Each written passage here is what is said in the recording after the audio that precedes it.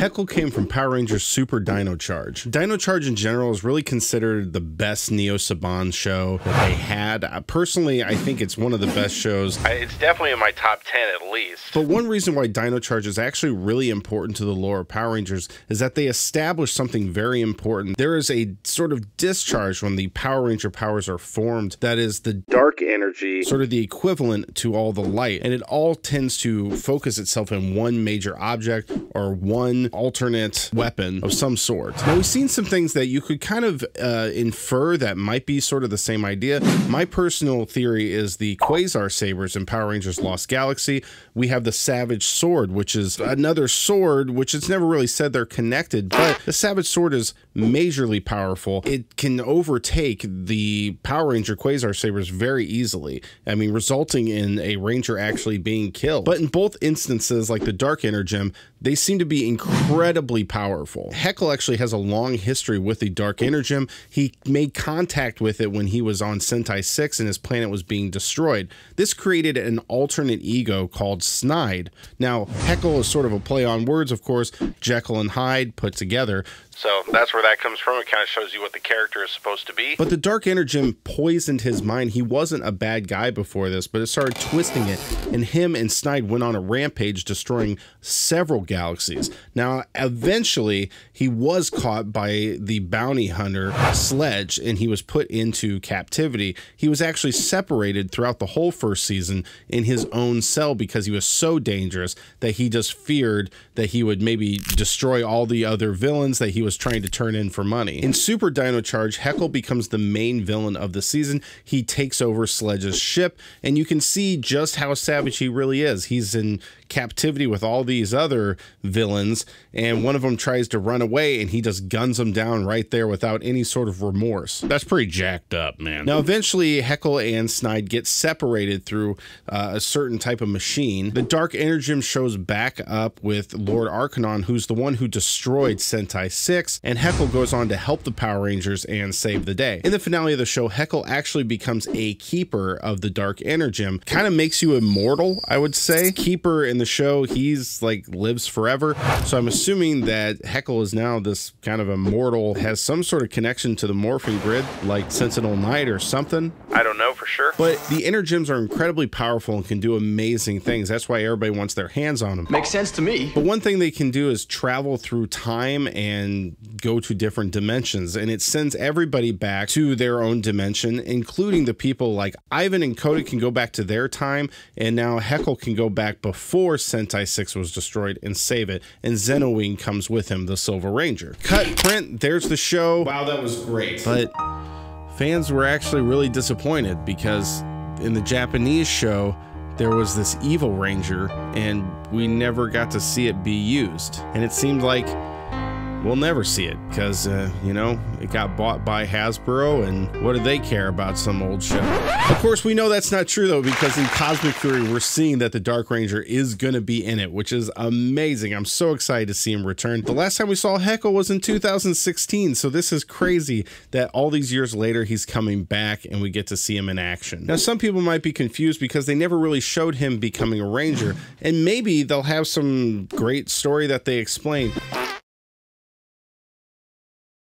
But his storyline was continued on in the comics. Whoa, whoa, whoa. Okay, before you start typing, I know people are already ready to do it. Comic isn't canon. Okay, I know that, all right? Let me get to it. Let's just talk about it, okay? Let's just talk about it. After he returns to Sentai 6, he decides he wants to start a militia because he knows Lord Arcanon is coming. They need to be able to defend themselves, but Zenowing strongly encourages him not to do this because he doesn't want war to be created on his planet. But Heckyl knows that he can't just sit around and wait for this to happen. There's no way he can stop him without more power. So he goes and copies Zenowing's morpher, and he wants that copy in case he needs to use the Dark Energem. Of course, it comes to that when Lord Arcanon comes along and he morphs into this Dark Ranger. Now, of course, the Dark Energem started taking over, turning him evil once again, but Zenowing sacrificed himself and purified the Energem so that Heckyl's mind won't be poisoned. And now Zenowing is gone, and Heckyl is now a full-blown Power Ranger, and he can go on to save Sentai 6. But he'll always have the guilt of knowing that Zenowing sacrificed himself to save him. Now, will they use this in the show? I don't know for sure, but it is a very interesting backstory, and it would work in the lore up to this point. Now, the things that go past this is just simply that he hears Zordon's voice calling him to come help them fight Lord Draken. Probably won't be in the show because we've never seen Lord Draken in live action. You could say that maybe he can sense Zordon out there. We do know that villains are out there, and Zordon is most likely out there somehow as sort of particles, or this being that Billy, of course, is trying to bring back Zordon.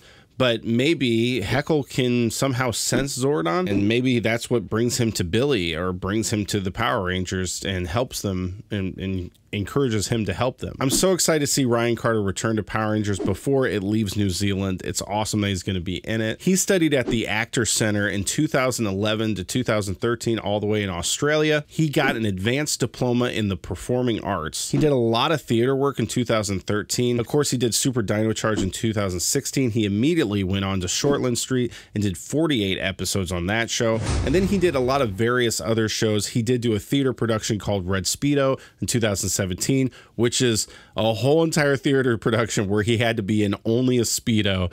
But they showed pictures of him on an interview, and hey, he looked great. Good for you, man. Good for you, man. One of the shows he did 2 out of the 8 episodes on was called Straightforward, and it was directed by Charlie Haskell, which of course is a big-time Power Ranger director. He did Once and Always, he did the Legendary Battle, and he did a lot of stuff in Dino Fury. He's been directing stuff since Ninja Storm, so he's been around forever. That show also starred Mark Mitchinson, who was the voice of Boom Tower and tons of other villains down the road. John Callan, who voiced Sonamax in Jungle Fury. Mooker in Mystic Force. Greg Johnson, who of course is Pop Pop. Pop Pop! Pop Pop! And of course, I know you guys don't want me to forget Stefan Garnu Montan, of course, who was Worker in Dino Fury. Come on, you guys know. You all remember Worker? Great character. Such great development, you know? The most recent thing I've seen on his resume is a commercial he did for the Bank of New Zealand this year, 2023. Ryan is also a bit of an artist. He does painting, he does sketching, and then he's a photographer as well. But I have to say, I'm really excited to see him come on screen again. It's just so cool that they're bringing him back. Hasbro has been doing a really great job. I know there's people out there who are attacking or saying, you know, these new seasons suck, but I really think those people don't watch them, or they haven't really watched closely, because they're doing a great job. I mean, with all the talk about the Mighty Morphin Power Ranger nostalgia, and they're just trying to please old fans, this is definitely one for the franchise fans, the people who have watched every season, the people who love Power Rangers way beyond Mighty Morphin Power Rangers. This is a really great character, and I'm really excited to see it happen. Now, the only real question I have theoretically is if the Inner Gems sent him back to the main timeline, but everybody else went back to their own timeline where dinosaurs are, you know, still alive. But I wonder if Coda and Ivan are in his timeline, the same one as Heckyl, or if they're in the same timeline where dinosaurs never are extinct. I don't know. It'd be interesting to see Ivan go back to medieval times and have to fight, you know, triceratopses and stuff like that. So I don't know. It'll be interesting. Doubt we're probably going to get an answer to that, but I just kind of wonder. Thank you guys so much for watching. If you like this, hey, give it a like. I would really appreciate that. Thank you so much. Have a good one. Bye. What am I doing with my hands? I don't know.